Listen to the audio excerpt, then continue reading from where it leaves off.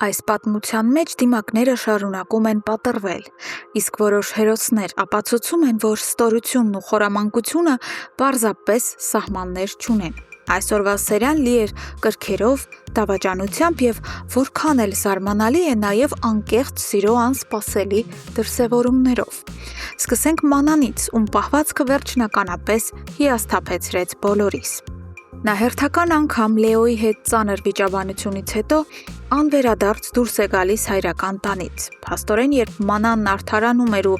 արցունքն աչքերին երդվում, թե իբր գաղափար անգամ չուներ, որ հենց Գրիշոն է դաժան մահափորձ կատարել իր հարազատ եղբոր դեմ, եւ դրա համար էր շարունակում նրա հետ շփումը, նա ուղղակի ստում էր։ Հիմա նա արդեն հստակ գիտի ողջ արյունոտ ճշմարտությունը, բայց միևնույն է, Գրիշոյի ընդամենը 2 քաղցր ու ջերմ խոսքից այնպես հալվեց, որ կորցրեց ադեկվատությունը։ Նա պատրաստ էր եւ հոգու խորքում ցանկանում էր համբուրվել իր եղբոր Դահիճի հետ։ Եվ եթե ճիշտ ժամանակին չհայտնվեր Լեոն, այդ դավաճանական համբույրը կկայանար։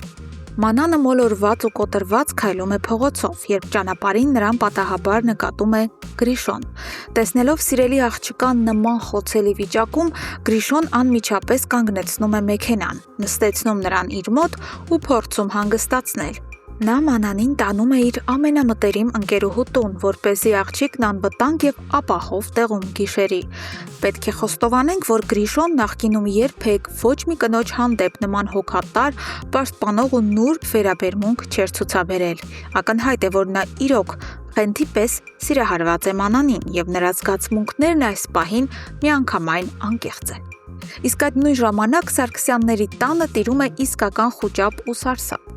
Լեոյի առանց այն էլ խարխալված առողջական վիճակը Գրիշոյին տեսնելուց ու այս սթրեսից հետո կտրուկ վատանում է։ Նա հազիվ շնչելով զանգահարում է Դավիթին եւ աղերսում արագ գալ տուն ու գտնել Մանանին, քանի որ քույրը հեռացել է։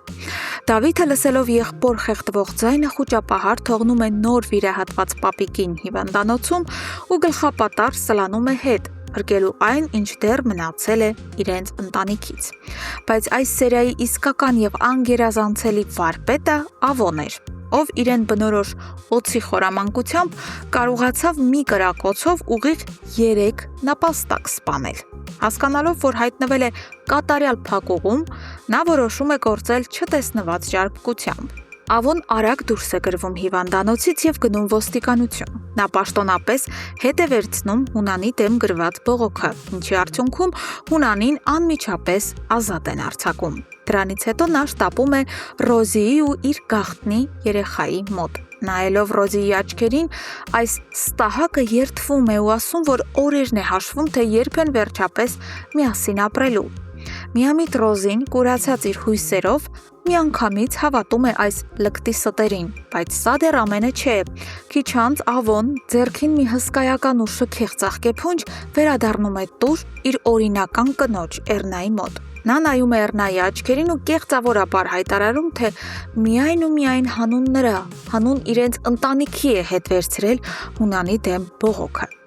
Այս քայլը վերջնականապես կուրացնում է Էռնային։ Նրա մոտ իսպառ վերանում են բոլոր այն տանջող կասկածները, թե Ավոն կարող է ուրիշ կնոջից երեխա ունենալ։ Եվ այսպես, խաբելով բոլորին, դավաճանելով բոլոր սկզբունքները, Ավոն այսօր դառնում է օրվա կեղծ ու չակերտավոր բարի հերոսը։ Սիրելի հեռուստադիտողներ, ինչ եք կարծում, որքան ժամանակ կտևի այս կեղծ հաղթանակը եւ երբ Էռնան վերջնականապես կիմանա ճշմարտությունը։ Իսկ Մանանը կկարողանա երբևէ ներել իրեն այս դավաճանության համար։ Թե Գրիշոյի սերը կփոխի նրան։ Անպայման կիսվեք ձեր կարծիքներով եւ սպասումներով մեկնաբանություններում։ Մեզ շատ հետաքրքիր է իմանալ ձեր տեսակետը։